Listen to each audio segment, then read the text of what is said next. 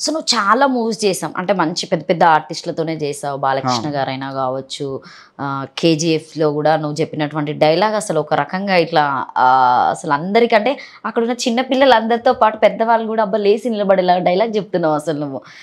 అంటే నీకు dialogue preparation ఎంతసేపు అంటే కట్ తీసుకుంటారని చెప్పేసి మాట్లాడుతూ ఉంటారు గదా! ఎన్ని కట్స్ తీసుకుంటావు నువ్వు ఒక డైలాగ్ చెప్పేటప్పుడు? లేకపోతే వెంటనే చెప్పగానే టేక్ తీసుకోకుండా ఫాస్ట్‌గా చెప్పేస్తావా?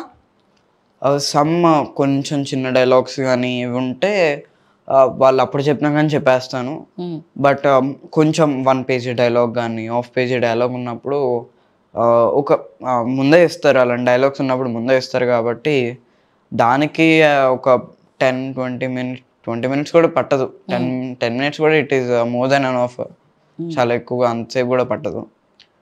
చదువుకుంటాను అండ్ వన్ టైమ్ చదువుతాను. 1, 2 టైమ్స్. దాని తర్వాత ప్రాక్టీస్ అవుతాను. హ్మ్. అండ్ ఇంకోసారి చూసుకుంటాను. ఇట్స్ ఎనఫ్ సరిపోద్ది.